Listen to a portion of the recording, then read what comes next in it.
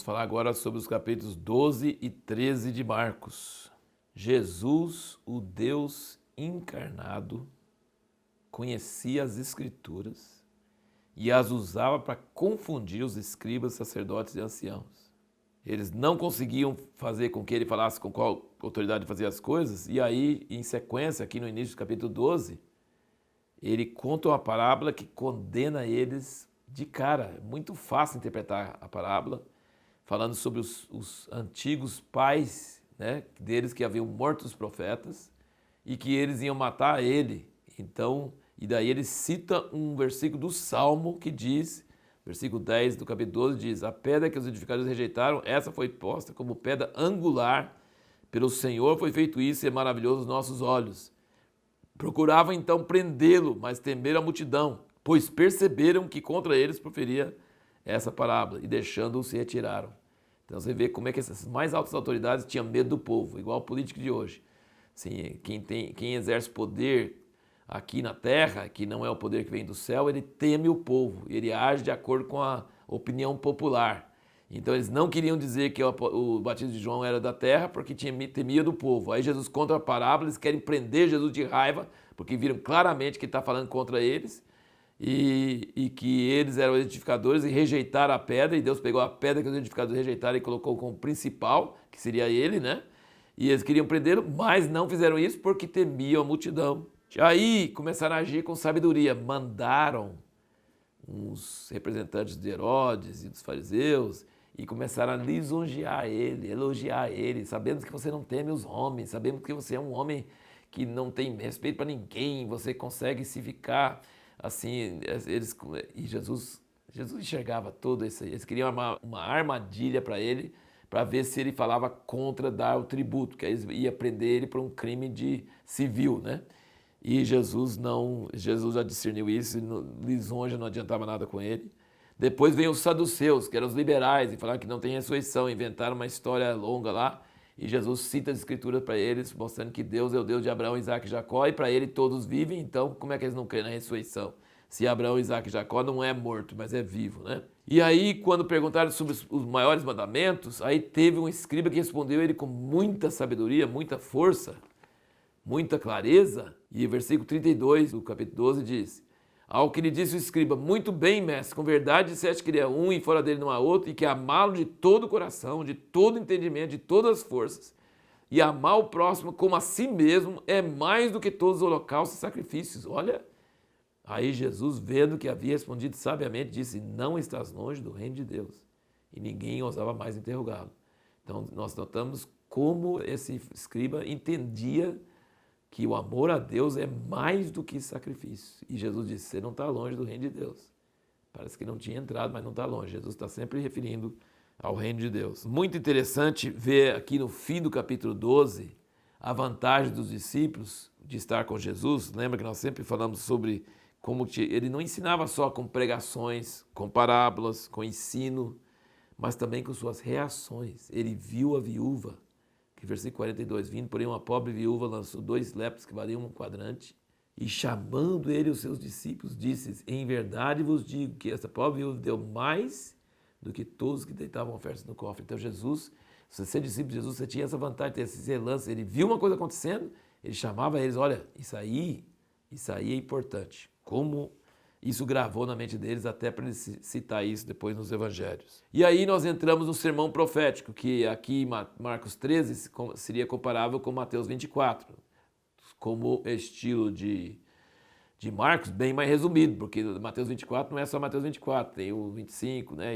E aqui Marcos reduz bastante isso aí, dá uma reduzida, umas seleções disso aí, né? E nós vemos aqui que foi só Pedro, Tiago, João e André que ouviram isso, tá? Nos outros não fala que esses 4, mas esses 2 pares de irmãos. Pedro e André eram irmãos e Tiago e João eram irmãos. E foram eles que procuraram Jesus em particular, né? E perguntaram aqui no versículo 3 do 13, diz: perguntaram e em particular. E aí ele começou a dizer-lhes essas coisas. Qual o maior perigo dos últimos dias? Quem é o maior bicho-papão que você tem que ter medo dele, hein? Foi que nós perguntamos no último vídeo, que nós íamos responder nesse vídeo. Qual o maior bicho-papão? Vamos olhar aqui, ó. Versículo 9 do capítulo 13. Será que é o anticristo? Será que é a besta? Não. Olhe no espelho que você vai ver ele mesmo. É você. Versículo 9 diz, mas olhai por vós mesmos. Jesus avisa que o maior perigo dos últimos dias somos nós mesmos. Nós somos nosso maior perigo. Você precisa olhar no espelho cada dia de manhã e pedir, Deus, não me deixe distrair, não me deixe cair em tentação, não me deixe ficar longe, vagar longe do Senhor, porque aí eu vou me enfiar em encrenca. Precisa renovar sua mente. Você não vai aguentar as perseguições, os enganos dos últimos dias, as tribulações dos últimos dias. E qual o maior aviso que tem? Olha o capítulo 13, eu só quero chamar sua atenção para o maior aviso. O que é? Versículo 5. Jesus começou a dizer, acautelai-vos. Ninguém vos engane, acautelai-vos. Esse é o primeiro alerta que ele dá. Versículo 18, ele diz, orai, pois. Então, acautelai-vos, orai. Versículo 23, ficai vós, pois, de sobreaviso. Versículo 29, assim também vós, quando virdes suceder essas coisas, sabei que ele está próximo, mesmo às portas. E aí ele abre o verbo aqui mesmo no 33. Olhai, vigiai, porque não sabeis quando chegará o tempo. Depois o 35. Vigiai, pois, porque não sabeis quando virá o Senhor da casa. E o versículo 37. O que vos digo a todos os digo, vigiai. Tá vendo? Acautelai-vos, presta atenção, veja os sinais, orai, olhai por vós mesmos, cuidado, vigiai. Você não sabe o dia, você não sabe a hora. Ora, vigia, presta atenção, fica de sobreaviso, tenho avisado, presta atenção nos sinais.